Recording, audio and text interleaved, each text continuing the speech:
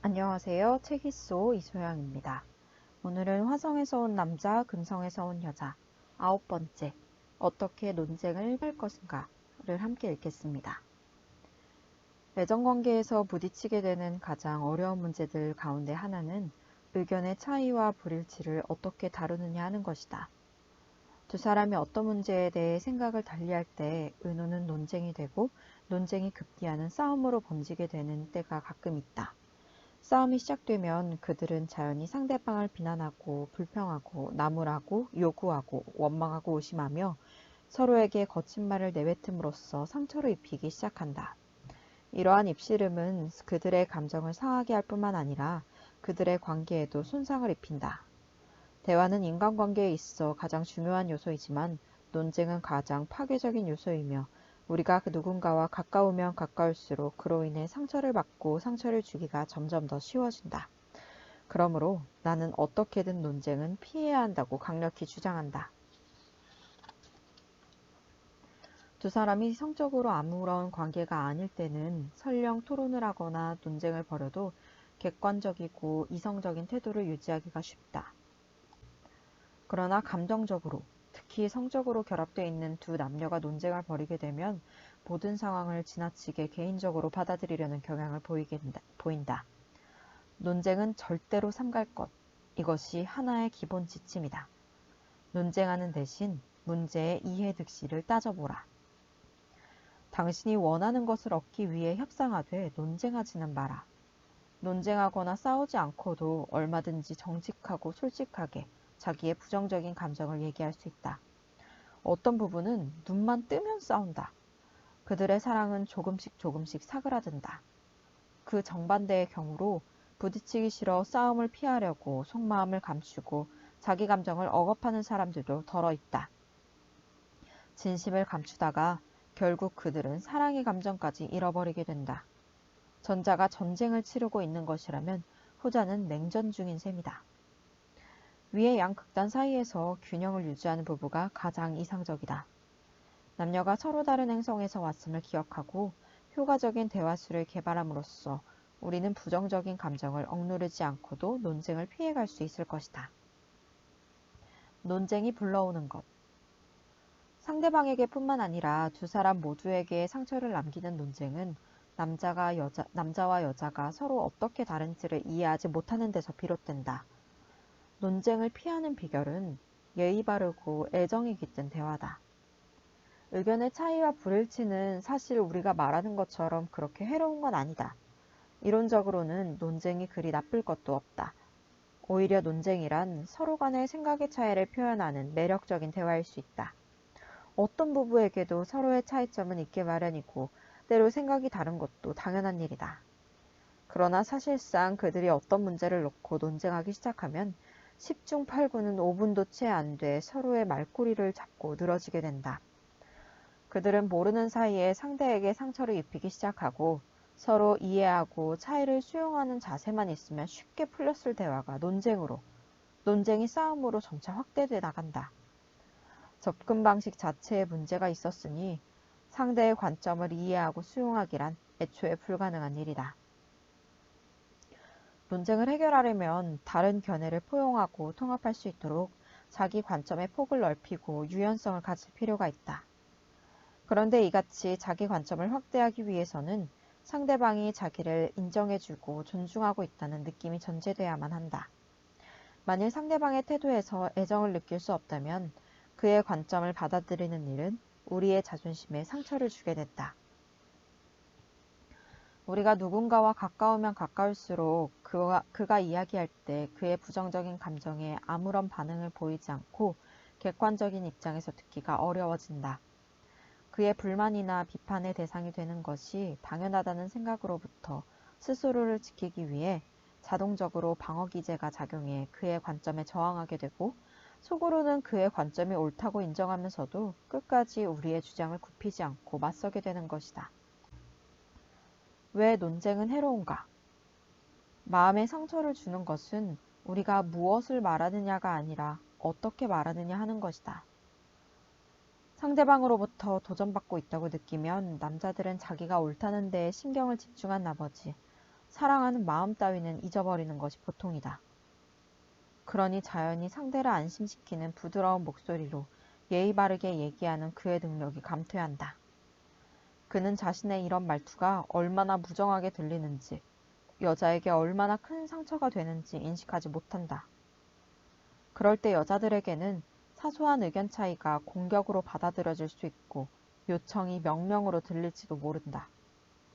그녀는 다른 때 같으면 충분히 받아들일 수 있는 내용이라도 이런 식의 애정 없는 접근 방식으로 인해 그의 말에 거부감을 갖게 된다. 상대를 배려하지 않는 무정한 말투로 자기도 모르게 그녀에게 상처를 입힌 남자들은 한술 더 떠서 그녀가 왜 기분 나빠해서는 안 되는지 조목조목 설명한다. 그는 자기가 한 말을 그녀가 못마땅하게 여기고 있다고 생각하겠지만 사실 그녀가 언짢아 하는 것은 그의 애정 없는 말투다. 그녀의 반응을 이해하지 못하는 그는 말투를 고칠 생각은 전혀 안 하고 자기 말이 왜 옳은지 기를 쓰고 설명하려 한다. 그는 논쟁을 시작하는 것이 자기라는 걸 모른다. 오직 그녀의 탓이라고 생각한다. 그는 자신의 관점을 옹호하고 그녀는 그의 날카로운 말투로부터 상처받지 않기 위해 자기 자신을 옹호한다. 남자가 여자의 감정을 고려하거나 존중하지 않을 때 그는 그 감정의 부당함을 지적함으로써 그녀를 더욱 불쾌하게 한다. 자기 같으면 무정한 말투에 그렇게까지 마음이 상하지 않을 것이기에 그는 그녀의 반응을 이해하지 못한다. 그 결과 남자는 자기가 상대에게 얼마나 깊은 상처를 줬는지조차 느끼지 못하고 이는 그녀를 화나게 해 더욱 도발적으로 만든다. 마찬가지로 여자들 역시 남자에게 상처를 주면서도 그것을 깨닫지 못한다. 남자들과 달리 그들은 상대로부터의 도전을 느끼면 자기도 모르게 거부하고 불신하는 말투를 쓰게 된다.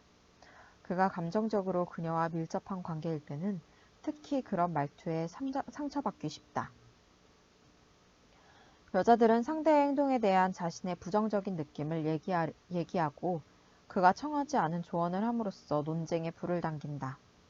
만일 그녀가 그를 인정하고 신뢰하고 있다는 뜻을 전해 자신의 부정적인 느낌이 주는 충격을 부드럽게 하지 않는다면 그는 거부적인 태도로 나올 것이고 그녀를 당혹스럽게 할 것이다. 하지만 그녀는 자신의 불신이 그에게 얼마나 상처가 되는지 여전히 깨닫지 못한다. 논쟁을 피하기 위해 우리가 기억해야 할 것은 상대방이 못마땅해하는 것은 말하는 내용이 아니라 말을 하는 방법, 즉 태도라는 사실이다. 논쟁은 두 사람이 하지만 그 논쟁을 멈추는 일은 한 사람이면 된다. 논쟁을 그만두는 최선의 길은 그것을 미연에 방지하는 것이다. 의견의 차이가 논쟁으로 발전하는 상황에 대해 자신의 책임을 인정하라. 잠시 말을 멈추고 타임아웃을 선언하라. 당신이 상대방을 어떻게 대했는지, 상대방이 필요로 하는 걸 주지 못하지는 않았는지 다시 한번 생각해보라. 그리고 얼마간의 시간이 흐른 뒤 처음부터 다시 시작하되 예의 바르고 애정 어린 말투로 얘기하라. 대화를 다시 열기에 앞서 가진 잠시 동안의 휴식이 우리의 마음을 가라앉혀주고 상처를 어루만져 여유를 갖고 상대방을 대할 수 있게 될 것이다. 상처받지 않기 위한 4가지 자세. 논쟁으로부터 상처받는 것을 피하기 위해 사람들이 취하는 자세에는 기본적으로 4가지가 있다. 싸우고, 도피하고, 가장하고, 접어두는 4F가 그것이다. Fight, Flight, Fake, Fold. 이 각각의 자세는 단기적으로는 도움이 될지 모르지만 긴 안목으로 보면 모두 역효과를 초래하는 것들이다. 그럼 하나하나의 자세를 살펴보기로 하자. 첫째, 싸우기. 이것은 화성에서 온 태도다. 어떤 사람들은 대화가 조금이라도 빗나가거나 상대가 자기 생각에 동조하지 않으면 본능적으로 싸울 태세를 갖추고 공격을 개시한다. 강한 공격이 최상의 수비다. 이것이 그들의 좌우명이다. 그들은 주로 상대방이 잘못한 것으로 보이게 하려고 비난하고 힐책하고 비판하는 등 닥치는 대로 휘둘러 친다. 그들은 있는 그대로 소리를 지르기 시작하고 화난 감정을 마구 쏟아낸다. 그들이 그런 행동을 하는 내적인 동기는 자기 배우자를 협박해 고분고분하게 자기를 사랑하도록 만들기 위함이다. 상대방이 자기 잘못을 시인하고 항복하면 그들은 자기가 이겼다고 생각하지만 사실 그들은 패배한 거다. 위협은 결국 관계에 대한 신뢰를 약화시킨다. 다른 사람을 부당하게 대함으로써 자기가 원하는 것을 우격다짐으로 얻어내는 것은 관계를 실패로 이끄는 지름길이다. 부부가 서로 싸우게 되면 상처받지 않으려고 마음의 문을 점점 더 굳게 닫게 되고 그만큼 상대를 염려하는 마음도 생기지 않는다. 점차 그들은 처음에 가졌던 친밀감을 잃어버리고 감정적으로 멀어져 간다. 두 번째, 도피하기. 이 자세 역시 화성에서 유래한 것이다. 정면 대결을 피하기 위해 화성인들은 동굴 속으로 들어가서 나오지 않는다. 이것은 일종의 냉전이다. 그들은 대화를 거부하고 그런 만큼 해결되는 건 아무것도 없다. 이 같은 소극적 공격 양상은 중간에 휴식 시간을 가졌다가 다시 나와 보다 애정 깊은 태도로 문제를 해결하는 것과는 근본적으로 다르다. 이런 화성인들은 정면 대결이 귀찮고 두려운 나머지 논쟁을 불러일으킬 소지가 있는 어떤 화제도 회피하려고 납작 엎드려 있으려 한다. 그들의 관계는 살얼음판을 걷는 것과 같아서 언제 깨질지 모른다. 여자들이 그들의 이런 태도에 불만을 터뜨려도 그들은 쉽사리 고치려 하지 않는다. 이것은 남자들 속에 깊이 뿌리 박힌 것이어서 그들 자신은 심각성을 느끼지 못한다. 말다툼을 하기보다는 차라리 입을 다물어 버리는 부부들이 있다. 그들은 상대에 대한 사랑을 철회함으로써 자기가 원하는 것을 얻어내고자 한다. 그들은 싸움을 해서 상대방에게 직접적인 타격을 가하지는 않지만 상대가 마땅히 받아야 할 사랑을 주지 않음으로써 암암리에 상대방에게 상처를 입힌다. 가는 것이 적으면 당연히 오는 것도 적어진다. 이렇게 해서 당장은 평온이 찾아오고 화합이 이루어진 듯 할지 모르지만 문제를 그대로 덮어두고 불쾌한 감정을 방치하면 원망이 점차 쌓여간다. 그 결과 두 사람을 가까이 끌어당기던 사랑과 열정 또한 어디론가 사라지고 그들은 풀리지 않은 마음의 고통을 잠재우기 위해 무리하게 일에 매달리거나 폭식을 하는 등 다른 것에 과도하게 집착하게 된다. 셋째, 가장하기. 이러한 자세는 금성의 것이다. 이런 사람은 정면 대결이 가져올 상처가 두려워 마치 아무런 문제가 없는 척 행동한다. 그녀는 얼굴에 웃음을 띠고 만사가 순조롭다는 듯 행복하고 유쾌한 표정을 연출한다. 그러나 시간이 흐르면 이런 여자들의 가슴 속에는 원망이 쌓이게 된다. 자기는 늘 베풀기만 하고 상대로부터 받지 못했다는 생각이 드는 것이다. 이러한 원망은 자연스러운 사랑의 표현을 가로막는다. 그들은 자기 감정을 솔직히 표현하기가 두려워 만사가 순조롭고 아무런 문제도 없고 기분 좋은 것처럼 보이려고 애쓴다. 남자들도 그런 표현을 할 때가 종종 있지만 그들의 경우는 사뭇 다르다. 그들은 별일 아니니 나 혼자서도 처리할 수 있어요. 라든가 내가 해결할 방법을 아니까 아무런 문제가 안 돼요. 또는 내가 해결할 테니 걱정 말아요. 도움은 필요 없어요. 라는 의미로 그런 표현을 사용한다. 이와 달리 여자들이 그런 말을 할 때는 논쟁이나 마찰을 피해보려는 신호로 보아도 좋을 것이다. 자기 감정이 파도처럼 오르내리는 걸 막아보려고 실제로는 그렇지 않은데 아무 문제도 없고 다 괜찮다고 자기 자신까지 속이는 여자들도 있다. 그들은 혹 있을 수 있는 마찰이 두려워서 자신의 감정과 욕구와 바람을 부인하고 희생물로 삼는다. 넷째, 접어두기. 이 역시 금성의 뿌리를 두고 있는 자세다. 시시콜콜 시비를 따지느니 차라리 양보하고 마는 것이 이런 사람들의 행동 양식이다. 상대방을 언짢게 하는 것이 무엇이든 그들은 스스로 책임을 뒤집어 쓴다. 언뜻 보면 그들은 매우 애정이 깊고 상대를 배려하는 바람직한 관계를 갖고 나가는 듯해도 결국에 가서는 자기 자신을 잃어버리게 된다. 한 번은 어떤 남자가 자기 아내에 대해 이런 불만을 호소해왔다. 저는 아내를 무척 사랑하고 있습니다. 그녀는 제가 원하는 것이라면 무엇이든 들어주는 여자예요. 제게 오직 하나 불만이 있다면 그것은 제 아내가 행복하지 않다는 겁니다. 그의 아내는 남편을 위해 20여 년간 자신을 부인하며 살아온 여자였다. 그들은 단 한 번도 싸움이라는 걸 해본 적이 없었다. 만일 그들 부부의 관계에 대해 묻는다면 그녀는 이렇게 대답할 것이다. 저희는 금실이 썩 좋은 부부예요. 남편은 정말 애정이 깊은 사람이죠. 문제는 저예요. 까닭없이 자꾸만 우울해지거든요. 그것은 그녀가 20여 년간 감정을 사귀며 살아온 결과이다. 이런 사람들은 상대방을 기쁘게 해주기 위해 그가 무엇을 바라는지 직관적으로 헤아려 자기 자신을 그 틀에 끼워 맞춘다. 결국 그들에게는 사랑을 위해 자신을 포기한 데 대한 원망이 남게 된다. 지금껏 스스로를 거부하며 살아왔기에 그들은 아주 사소한 거절도 몹시 고통스러워한다. 그들은 어떤 희생을 감수하고서라도 거부당하는 것만큼은 피하려 하며 모든 이들로부터 사랑받고 싶어 한다. 이런 과정에서 그들은 본래의 자기 모습을 저버리게 된다.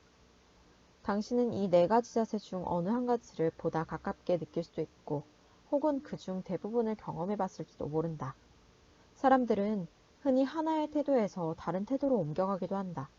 그중 어느 것이든 그것을 선택하는 우리의 목적은 자신을 상처로부터 보호하려는 것이다. 그러나 불행히도 그 어느 쪽도 효과는 없다. 도움이 되는 길이 있다면 그것은 잠시 논쟁과 제휴하고 마음을 가라앉힌 다음 다시 차분히 이야기를 시작하는 것이다. 이성인 상대방을 보다 깊이 이해하고 존중하는 마음으로 대화에 임하는 연습을 하면 논쟁과 싸움을 피하는 방법을 차츰 깨닫게 될 것이다. 왜 우리는 논쟁을 벌이는가? 남자와 여자는 흔히 돈, 섹스, 결정권, 스케줄 작성, 가치관의 차이, 자녀 양육, 가사 분담 등의 문제로 논쟁을 벌인다. 그러나 이러한 문제들에 대한 의논이나 타협이 논쟁으로 발전하는 이유는 오직 한 가지. 우리가 상대방으로부터 사랑받지 못하고 있다는 느낌 때문이다. 감정적인 고통은 사랑받지 못하는 데서 오며 마음이 괴로우면 누군가를 사랑하기가 어렵다. 화성 출신이 아닌 탓에 여자들은 의견 차이를 성공적으로 조정하기 위해 남자들이 필요로 하는 것이 무엇인지 본래부터 알고 있지는 못하다. 서로 상충되는 생각이나 감정, 욕망 등은 남자에게 있어 매우 다루기 힘든 문제다. 그와 여자가 가까운 사이일수록 이러한 차이와 불일치를 처리하기가 더욱 어렵다. 만일 그가 해놓은 일을 그녀가 좋아하지 않으면 그는 그것을 지극히 사사롭게 받아들이기 쉽고 그녀가 자기를 사랑하지 않는다고 느낀다. 남자들은 차이와 의견을 훌륭하게 처리하기 위해서는 그의 감정적인 욕구가 충족돼야 한다. 그러나 사랑받지 못하고 있다는 느낌은 그로 하여금 방어 자세를 갖추게 하고 인간성의 어두운 측면이 고개를 들어 본능적으로 검을 빼게 된다. 표면적으로는 그가 돈이나 책임감 등의 문제로 언쟁을 벌이는 것처럼 보일지 모르지만 그가 검을 뺀 진짜 이유는 사랑받지 못하고 있다는 느낌 때문이다. 남자가 돈이나 스케줄 작성, 아이들 문제 등으로 말다툼할 때 그의 마음속에는 다음과 같은 이유가 몰래 도사리고 있는 것이다. 남자의 기본적인 욕구들이 충족되면 서로에게 상처를 주는 논쟁이 훨씬 줄어든다. 자연히 그는 상대에 대해 보다 깊은 이해와 애정, 그리고 예의를 갖고 대화에 임할 수 있게 된다. 이런 식으로 어떤 의견 차이나 부정적인 감정들도 가시돋친 논쟁으로 비화되는 일 없이 대화와 타협, 양보로 얼마든지 해결될 수 있다. 여자들도 논쟁을 부추기는데 한몫하지만 그 원인은 남자들의 경우와 다르다. 그녀는 겉으로 보기에는 경제적인 문제나 책임감 같은 것 때문에 다투고 있는 것 같아도 속을 들여다보면 다음과 같은 이유로 논쟁하고 있는 것이다. 이 모든 고통스러운 느낌과 욕구들이 타당한 것임에도 불구하고 대화의 주제로 직접 다뤄지지 않는 것이 보통이다. 대신에 그것들은 가슴속에 차곡차곡 쌓여 있다가 논쟁할 때 감정이 격해지면 걷잡을 수 없이 터져나온다. 어떤 때는 직접 말로 표현되기도 하지만 대개의 경우에는 얼굴 표정과 몸짓, 목소리의 톤으로 나타나게 된다. 우리는 이성의 독특한 감수성을 이해하고 서로 돕는 것이 필요하므로 그것에 대해 화를 내선 안 된다. 상대방의 감정적인 욕구를 충족시킬 수 있는 방법으로 얘기하도록 노력함으로써 당신은 말투 때문에 기분 상하는 일 없이 본질적인 문제에 접근할 수 있을 것이다. 그렇게 되면 논쟁은 비로소 의견 차이와 불일치를 절충하고 해결하는 데 도움이 되는 대화로 탈바꿈할 수 있을 것이다. 논쟁의 해부학적 구조. 서로에게 상처가 되는 논쟁은 해부학적으로 하나의 기본적인 틀을 가지고 있는 것이 상례이다. 다음의 예화를 살펴보자. 아내와 나는 멋진 산책도 즐길 겸 피크닉을 나섰다. 가져간 음식을 먹고 난 후 내가 투자에 관한 얘기를 꺼내기 전까지는 모든 것이 좋았다. 그런데 내가 우리의 저축액 중 일부를 주식에 투자할 생각을 하고 있다는 얘기를 꺼내자마자 아내는 벼랑간 화를 냈다. 나는 그저 그래 볼까 생각 중이라고 말했을 뿐이었는데 아내는 내가 자기 의견을 묻지도 않고 벌써 계획을 다 세워놓은 걸로 받아들였다. 그녀는 내가 어떻게 그럴 수 있는지 황당해했고 나 역시 그녀의 지나친 거부 반응에 기분이 상했으므로 둘 사이에 말다툼이 벌어졌다. 아내가 주식이라는 투자 대상을 못마땅해 하는 것이라고 생각한 나는 주식 투자의 안정성과 타당성을 역설했다. 그녀는 위험 부담이 크다고 맞섰다. 그러나 사실 그녀는 내가 자기 생각을 알아보지도 않고 혼자서 그런 문제를 고려하고 있었다는 점이 기분 나빴던 것이다. 게다가 그녀는 기분 나쁜 것을 솔직하게 표현할 권리도 없느냐고 화를 냈다. 결국 나는 극도로 기분이 상했고 나를 믿지 못하고 오해를 해서 미안하다는 그녀의 사과를 받아내고서야 기분이 좀 나아졌다. 나중에 서로 화해를 한 후 그녀가 이런 의문을 제기했다. 우리가 논쟁을 할 때 내가 어떤 문제에 대해 기분이 상하면 당신은 내가 기분 상해한다고 언짢아 하고 그럼 나는 당신을 기분 상하게 해서 미안하다고 사과를 하게 되더군요. 내 생각엔 아무래도 뭔가 빠진 것 같아요. 당신도 가끔은 나를 언짢게 해서 미안하다고 사과해야 되는 게 아닌가요? 나는 곧 그녀의 말에 일리가 있다는 걸 깨달았다. 내가 먼저 그녀의 기분을 상하게 해놓고 그녀의 사과를 기대한다는 건 다소 부당한 처사로 보였다. 이 새로운 깨달음이 우리 관계에 변화를 가져왔다. 나는 세미나에서 이 얘기를 하자 수천 명의 여자들이 자기도 그런 걸 느낀 적이 있다고 이구동성으로 말했다. 이것은 남녀 사이에 보이는 하나의 공통된 유형이다. 그 기본형을 자세히 살펴보기로 하자. 논쟁의 해부학적 구조를 명확히 인식하게 되자 나는 이 문제를 보다 공명정대하게 해결할 수 있었다. 여자란 금성에서 온 존재임을 염두에 두면서 나는 그녀가 기분 상해하는 걸 나무라지 않는 연습을 했다. 그리고 내가 그동안 어떻게 그녀를 기분 나쁘게 했던가를 이해하도록 힘쓰는 한편 내가 관심 갖고 염려하고 있다는 걸 그녀에게 보여줬다. 설령 그녀가 나를 오해하고 있어서 빚어진 일을 하고 해도 만일 그녀가 나로 인해 상처를 받았다면 그녀에게 미안하게 생각한다는 뜻을 전할 필요가 있었다. 첫째, 여자가 어떤 일에 대해 자신의 언짢은 감정을 표현한다. 둘째, 남자는 그녀가 그 어떤 일에 대해 기분 나빠해서는 안 되는 이유를 설명한다. 셋째, 공감을 얻지 못했다고 느낀 그녀는 기분이 더욱 언짢아진다. 이제는 그 어떤 일보다도 그가 자기 기분을 알아주지 않는 것이 더 화가 난다. 넷째, 그녀가 자기 말에 수긍하지 않는다고 느낀 그는 기분이 상한다. 그는 자기 속을 뒤집어 놓은 그녀를 나무라고 화해하기에 앞서 그녀의 사과를 기대한다. 다섯 번째, 그녀는 사과를 하고 일이 왜 이렇게 됐는지 생각해 보거나 또는 그녀도 더욱 기분이 나빠져 언쟁이 결국 싸움으로 번진다. 그녀가 언짢아하는 듯해 보이면 우선 그녀의 이야기를 들어본 다음 그녀가 언짢아하는 것에 대해 진심으로 이해해 보려고 노력했고 그러고는 이렇게 말했다. 내 말에 기분이 상했다면 미안해요. 효과는 즉각 나타났고 언쟁은 눈에 띄게 줄었다. 남자들은 좀처럼 미안해 라고 하지 않는다. 왜냐하면 화성에서는 그 말이 무엇인가를 잘못해서 사과하고 있다는 뜻으로 받아들여지기 때문이다. 하지만 가끔은 사과한다는 것이 아주 힘들 때가 있다. 그럴 때는 숨을 깊이 쉬면서 아무 말도 하지 않는다. 그러면서 속으로 가만히 그녀의 기분을 헤아려 보고 그녀의 입장에서 생각해 본다. 그런 다음 나는 이렇게 말한다. 당신이 그렇게 기분 나빴다니 나도 마음이 무거워. 비록 이것이 명백한 사과는 아니라도 염려하는 뜻은 충분히 전달되고 그것만으로도 크게 도움이 되는 것 같았다. 하지만 여자들은 당신 기분이 그렇다니 마음이 쓰인다 라는 뜻으로 미안하다는 말을 사용한다. 그것은 그들이 잘못을 저지른 데 대한 사과의 의미가 아니다.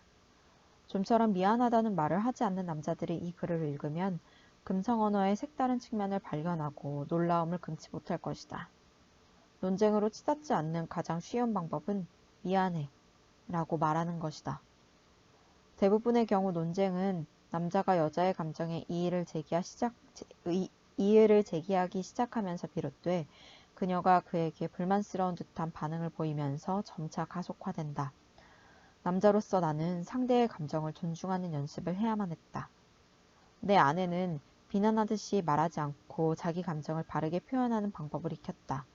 그 결과 싸움이 줄면서 신뢰와 사랑이 두터워졌다. 이런 깨달음이 없었다면 우리는 지금도 아마 똑같은 입씨름을 되풀이하고 있었을 것이다. 피차 고통스러운 논쟁을 피하기 위해서는 남자가 자기도 모르게 얼마나 여자의 감정을 무시했는지, 여자는 또 그에게 얼마나 많은 불만을 표시했던가를 깨닫는 일이 중요하다. 어떻게 남자들이 부지불식간에 논쟁을 야기시키는가? 남자들이 흔히 논쟁에 불을 당기게 되는 이유는 여자의 감정이나 관점의 타당성을 인정하려 하지 않기 때문이다. 남자들 자신은 이를 깨닫지 못한다. 예를 들어 남자는 여자의 부정적인 느낌을 대수롭지 않은 것으로 받아들인다. 그는 이렇게 말한다. 야, 걱정하지 마. 같은 남자에게는 이 말이 우호적으로 들릴 수 있다. 그러나 그와 가까운 사이의 여자가 그 말을 들으면 그가 자기 마음을 몰라주는 무심한 사람인 것 같아 기분이 상한다. 또 한 예로 남자는 대수롭지도 않은 일을 갖고 뭘 그래 라고 말해 여자의 언짢은 기분을 풀어주려고 할지 모른다.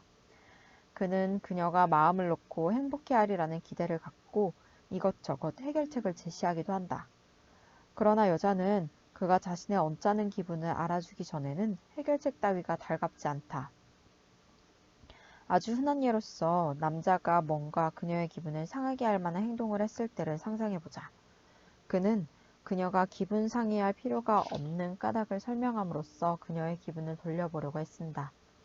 그는 자기 행동이 지극히 정당한 것이었으며 사리에 맞을 뿐더러 합리적인 것이었다고 자신만만하게 설명한다.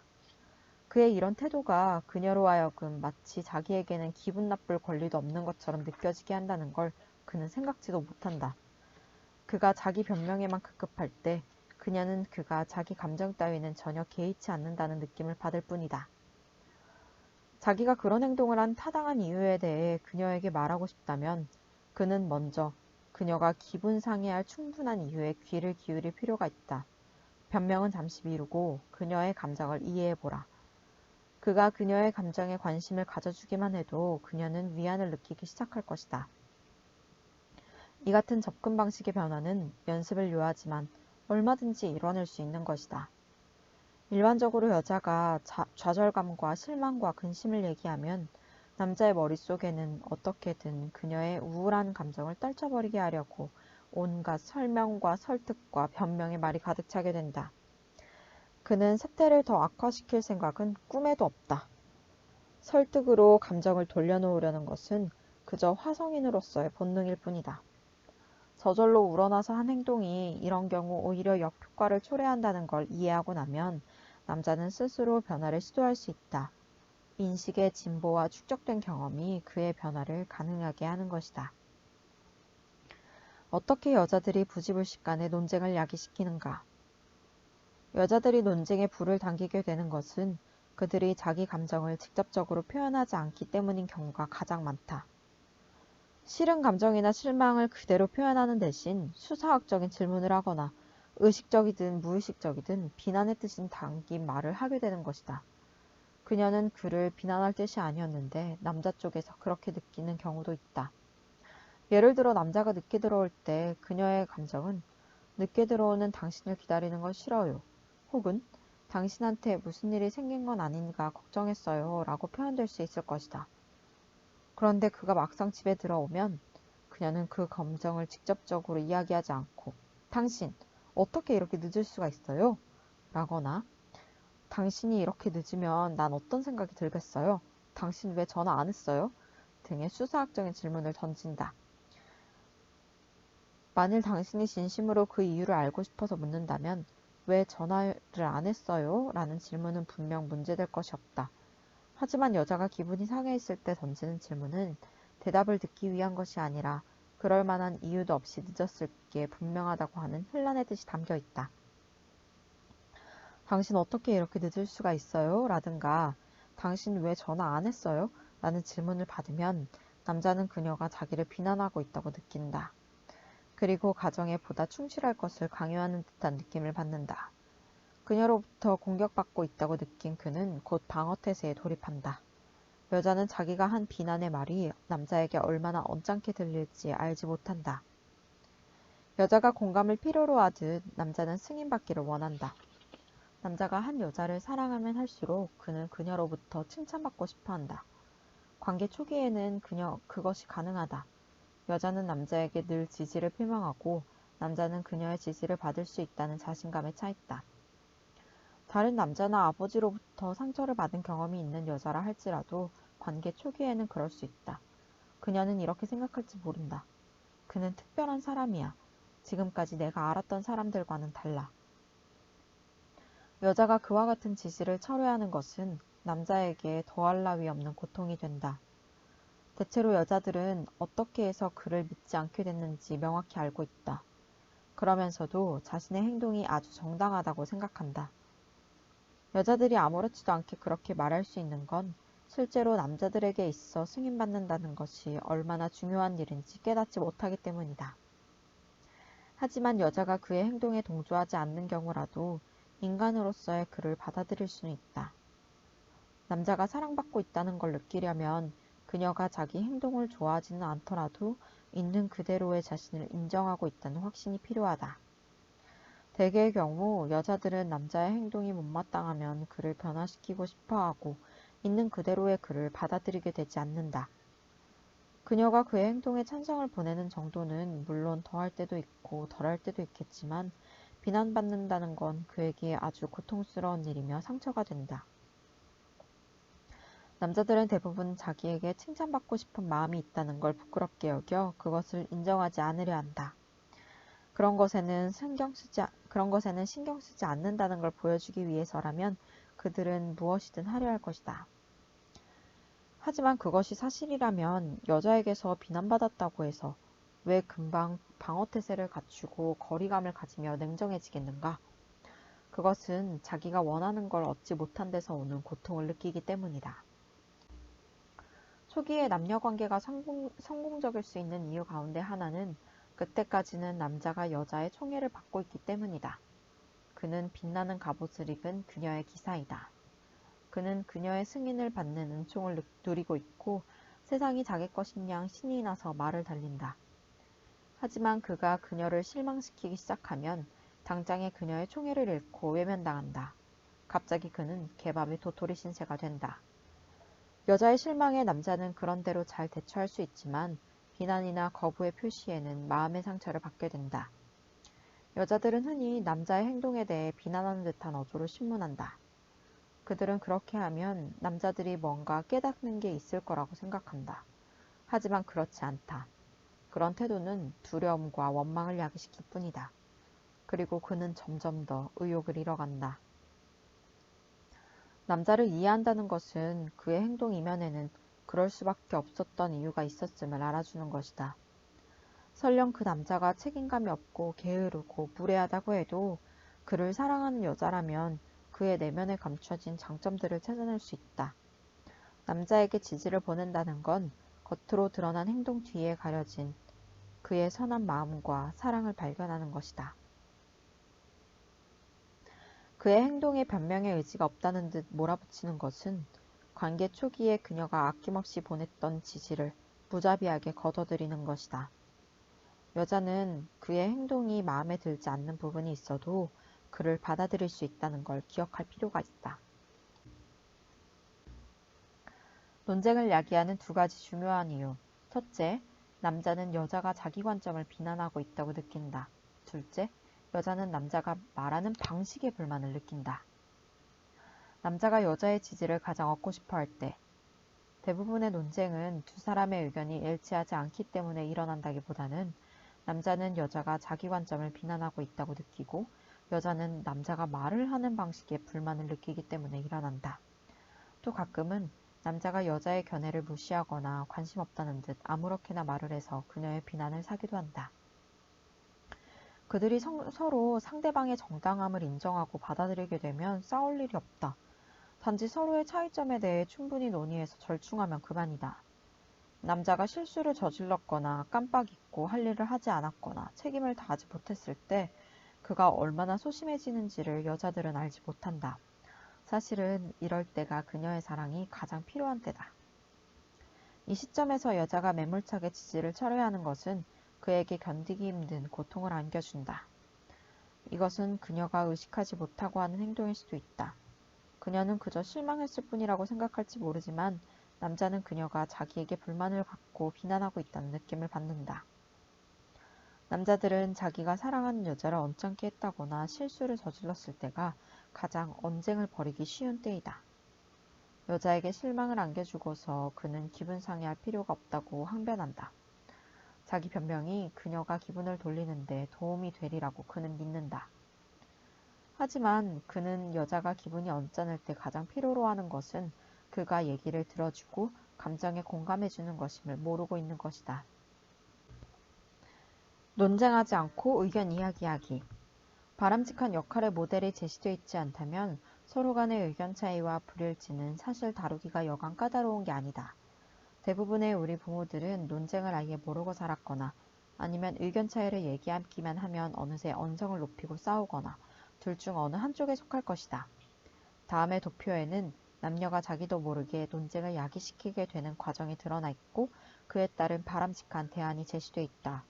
여기에 열거된 각각의 논쟁에서 우선은 여자가 던질 수 있는 수사학적 질문들을 설정해 놓고 남자가 그것을 어떻게 해석하는지 보여준 다음 남자가 자기 자신을 어떻게 변명하려 하며 여자는 또 그의 말에서 무엇을 느끼는지 생각해 보았다. 그리고 남녀가 논쟁을 벌이지 않고 좀 더 상대방을 생각하면서 자기를 표현할 수 있는 방안을 제시해 놓았다. 첫 번째, 남자가 집에 늦게 들어올 때. 여자의 수사학적 질문.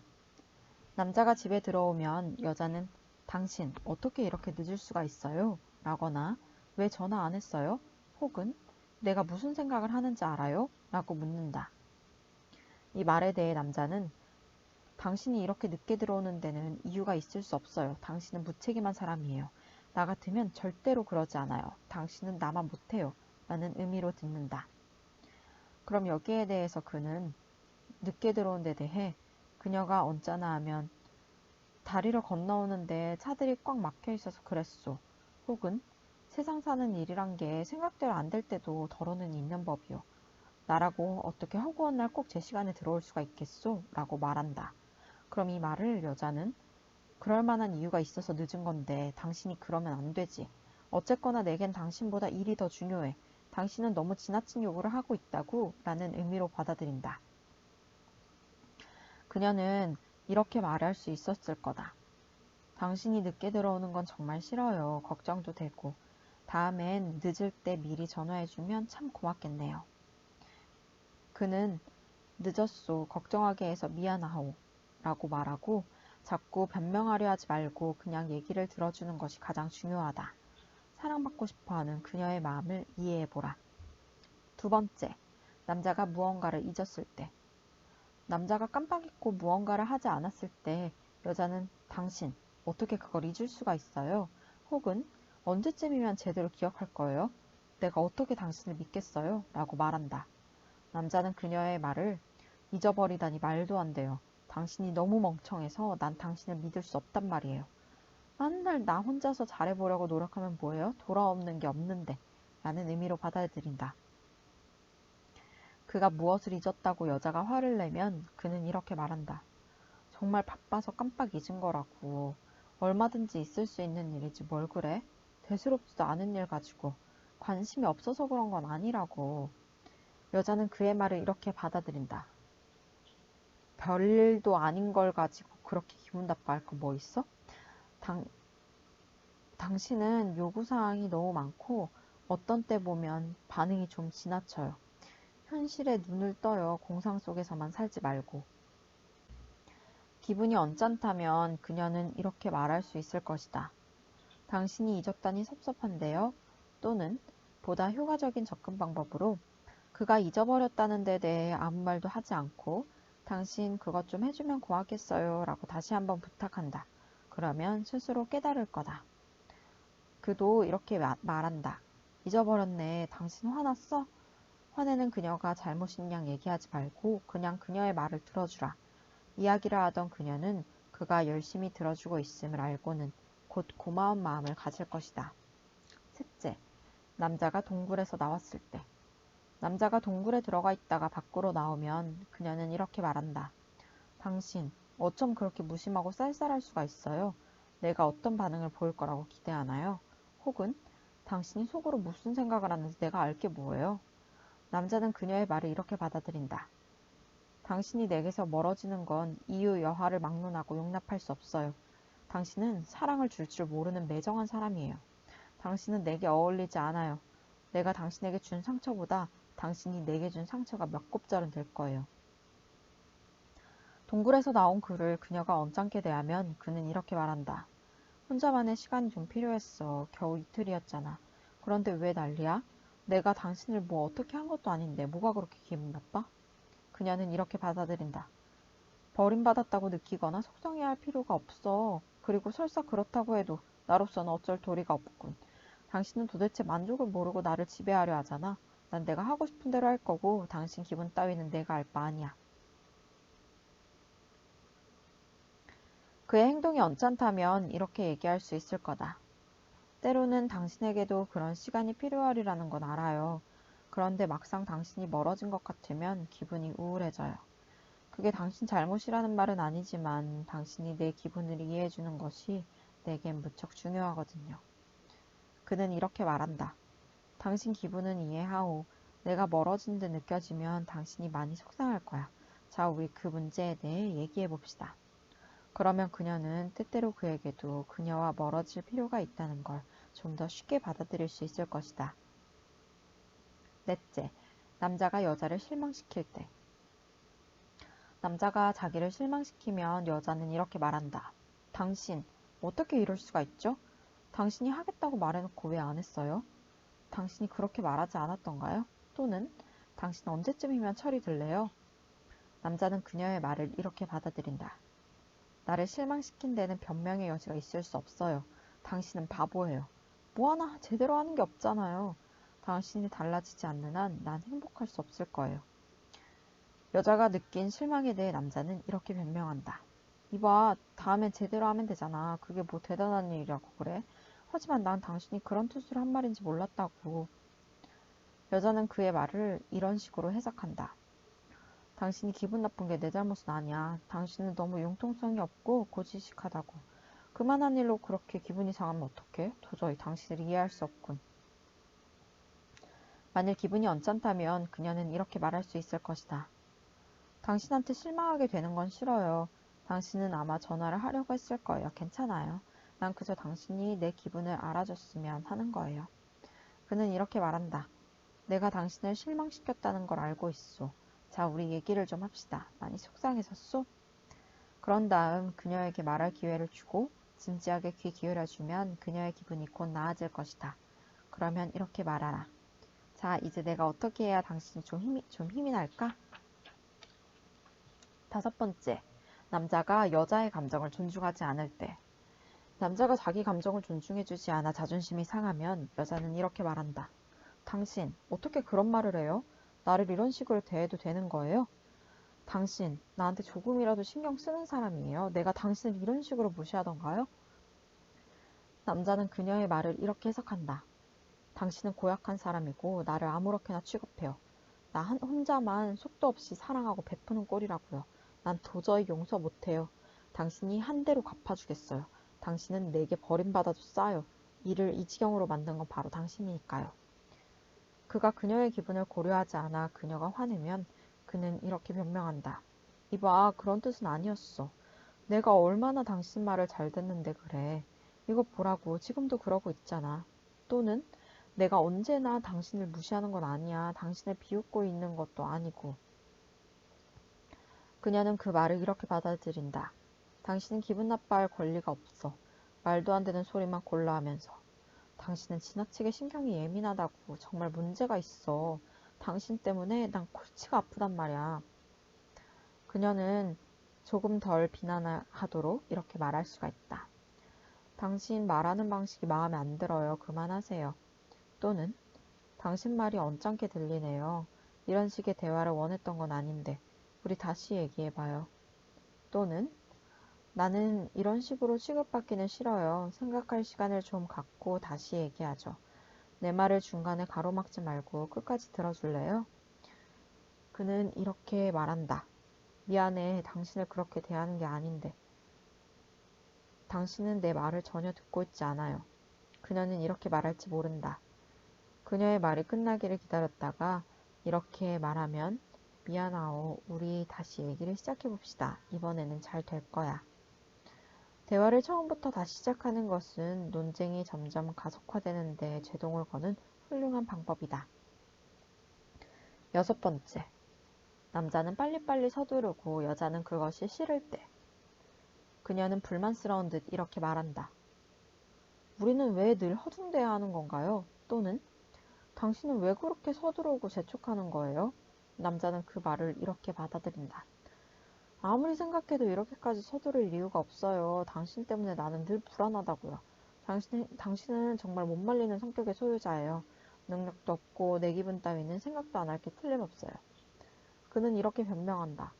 서둘러서 나쁠 게 뭐야? 늘 그래왔잖소. 또는 지금 와선 어쩔 수 없는 일이야. 그렇게 신경 쓸 것 없어. 빨리 가는 게 좋다니까. 그녀는 그 말을 이렇게 해석한다. 당신은 불평할 자격이 없어. 이 정도 누리는 것만 해도 감지덕지한 일이지. 뭐가 부족해서 항상 불만이야? 당신 불평 때문에 주위 사람도 맥이 빠진다는 걸 알아야지. 그가 재촉하는 게 언짢다면 그녀는 이렇게 말할 수 있을 것이다. 서두르는 건 좋은데 마음이 너무 불안해요. 우리는 뭐든지 좀 서두르는 것 같아요. 시간 여유를 갖고 움직일 수 있으면 참 좋겠어요. 이렇게 정신없이 몰아치는 건 정말 싫어요. 다음 외출 때는 15분 정도 여유를 두는 게 어때요? 그는 이렇게 말한다. 나 역시 그래요. 불이 나게 서두르다 보면 정신이 다 없다니까. 이로써 그는 그녀의 기분을 알아주는 셈이다. 설령 그에게 서두르고 싶은 마음이 일부 있다고 해도 그녀의 기분에 공감을 표시함으로써 그녀가 가장 필요로 할 때 적절한 위안을 줄 수 있는 것이다. 7번째. 대화 도중에 그가 면박을 줄 때. 남자가 자기 말을 무시하거나 면박을 주면 여자는 이렇게 말한다.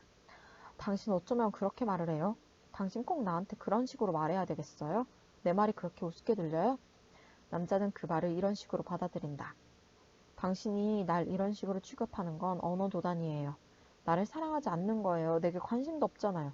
나는 당신한테 그토록 많은 걸 베풀었는데 당신은 은혜도 모르는 사람이에요.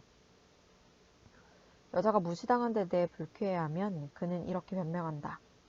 하지만 이치에 맞는 말을 해야지. 또는 내가 뭘 어쨌다고 그래? 또 그 얘기군. 여자는 그의 말을 이렇게 받아들인다. 당신한테는 기분 나쁘고 말고 할 자격이 없어.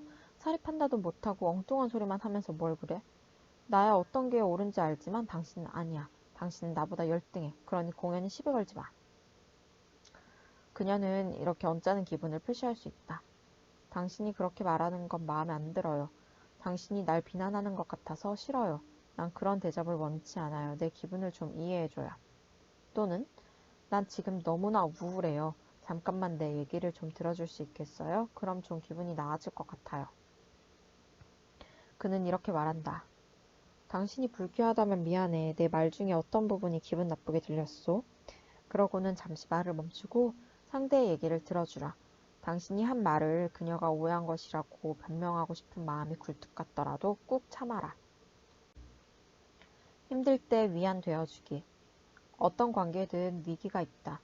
그 위기는 실직이나 질병, 죽음 또는 쉼없는 고단한 일상사 등 갖가지 경로로 올 수 있다. 이런 어려운 시기에 무엇보다 중요한 건 상대를 이해하고 인정해주는 애정 깊은 태도로 대화를 나누도록 노력하는 것이다. 덧붙여 우리는 너나 할 것 없이 늘 완벽할 수 없는 존재들임을 인정하고 이해하는 자세를 가질 필요가 있다. 생활 속에서 일어나는 사소한 마찰을 슬기롭게 처리하는 방법을 알고 실천하다 보면 돌발적으로 찾아오는 위기에 보다 의연히 대처할 수 있게 된다. 앞에서 예시한 내용에서는 남자가 어떤 행동을 했을 때 여자가 이를 언짢아 하는 것으로 그 역할이 고정돼 있다. 그러나 여자의 행동이나 말투에 남자가 기분 상하는 경우도 물론 있으며 그럴 때는 앞에서 제시하고 있는 해결 방안들이 똑같이 적용될 수 있다. 만일 당신이 결혼 생활을 하고 있다면 그 해결책에 대해 어떻게 생각하는지 배우자의 의견을 한번 물어보라. 그리고 서로에 대해 좋은 느낌일 때 미리 짬을 내서 그중 어떤 표현이 마음에 들고 효과적이라고 생각하는지 의논해보라. 미리 화해 표현을 마련해 두는 것도 나중에 갈등이 생겼을 때 큰 도움이 될 수 있다. 또 당신이 아무리 적절한 단어를 골라서 표현한다 하더라도 중요한 것은 그 말 뒤에 숨은 당신의 감정임을 잊지 말아야 한다. 설령 앞에서 모범 답안으로 제시하고 있는 문장을 그대로 상대방에게 들려주더라도 당신의 사랑과 공감, 이해가 전해지지 않는다면 긴장은 계속 고조될 수 있다. 앞서 얘기한 바 있지만 논쟁을 피하는 최선의 방법은 그것이 다가오는 모습이 보일 때 낮게 엎드리는 것이다. 서로 잠시 얘기를 멈추고 마음을 진정시킨 다음에 다시 마주 앉으면 훨씬 나은 대화를 나눌 수 있다. 이러한 변화를 시도한다는 것이 처음에는 조금 어색하고 자기적으로까지 보일지 모른다. 많은 사람들이 사랑은 있는 그대로 말하는 것이라는 생각을 갖고 있다. 그러나 이렇듯 너무 직접적이고 단도직입적인 접근 방식은 듣는 사람의 마음을 고려하지 않는 것이다. 우리는 상대방의 기분을 상하게 하거나 마음을 아프게 하지 않고도 얼마든지 솔직하고 정직하게 자기 감정을 표현할 수 있다. 앞에 제시된 문장들을 연습해 봄으로써 상대에게 신뢰감과 관심을 표명하면서 대화를 이끌어가는 당신의 능력이 향상될 수 있을 것이다. 그리고 얼마간 시간이 흐르면 그러한 대화가 보다 자연스럽게 이루어질 수 있게 된다. 당신이 현재 결혼 생활을 하고 있고 만일 당신의 배우자가 앞에서의 제안들을 수용해 보려고 시도한다면 그가 상당히 협조적인 사람이 되기 위해 노력하고 있다는 걸 마음에 새겨두라. 처음에는 상대의 표현 방식이 부자연스럽고 진지함이 결여된 것처럼 보일 수도 있다. 지금껏 굳어진 언어 습관이 단 몇 주일 만에 바뀐다는 건 불가능한 일이다. 하지만 상대방의 걸음마에 아낌없는 격려를 보내라. 그렇지 않으면 곧 포기해버릴지도 모르는 일이므로. 사랑 있는 대화로 논쟁 피해가기. 만일 우리가 상대방의 욕구를 이해하고 그가 필요로 하는 걸 주려고 힘쓴다면 감정이 개입된 언쟁이나 입씨름은 피해갈 수 있다. 다음의 예화는 여자가 자기 감정을 직접적으로 표현할 때 남자가 그 감정에 동조해 줌으로써 논쟁으로 발전하지 않고 부드럽게 넘어가는 상황을 보여주고 있다. 언젠가 아내와 내가 휴가 여행을 떠나던 때의 일로 기억된다. 우리가 탄 차가 미끄러지듯 출발하면서 우리는 비로소 눈, 코 뜰 새 없이 바빴던 지난 한 주일간의 고단함에서 노연하고 있었다. 그런 만큼 나는 이런 멋진 여행을 떠나게 된데 아내가 몹시 즐거워하리라는 기대를 갖고 있었다. 그러나 그녀는 한숨을 푹 내쉬며 이렇게 말했다. 내 인생이 마치 길고 지루하게 계속되는 고문같이 느껴져요. 나는 잠깐 그대로 있다가 숨을 길게 내쉬며 이렇게 말했다. 당신 말이 무슨 뜻인지 알아. 나도 마지막 남은 한 방울의 진까지 모조리 쥐어짜는 듯한 기분인걸. 손으로 걸레를 비틀어 짜는 신용을 해 보이면서 내가 말했다. 아내는 고개를 끄덕여 공감을 표하더니 놀랍게도 이내 환하게 미소를 지어 보이며 화제를 돌렸다. 그녀는 이렇게 여행을 떠나게 돼 얼마나 기쁜지 모르겠다고 말했다. 사실 6년 전 같았으면 어림도 없을 일이었다. 우리는 분명 말다툼을 벌였을 것이고 나는 모처럼의 기분을 망쳐놓았다고 아내를 비난했을 게 뻔했다. 나는 자기 인생이 길고 지루한 고문과도 같다는 아내의 말을 나에 대한 비난이나 불평으로 받아들여 몹시 언짢아졌을 것이다. 그래서 얼른 방어태세를 갖춰 우리 삶은 절대 고문일 수 없으며 이렇게 멋진 여행을 하게 되는데 감사해야 된다고 그녀에게 설교했을 것이다. 급기야 아는 둘 사이에 말다툼이 벌어져 우리는 결국 괴롭고 지루한 여행을 했을 것이다. 하지만 이번에 나는 그녀가 단지 스쳐 지나가는 말로 자기 느낌을 표현한 것뿐임을 이해했다. 그것은 나에 대한 사사로운 비난이 아니었으므로 방어태세로 돌입할 필요가 없었다. 내가 자기 기분을 너무나 잘 알아준다고 느낀 아내는 내게 전폭적인 지지를 보냈고 나는 아내의 사랑을 느꼈다. 우리는 말다툼을 하지 않았다.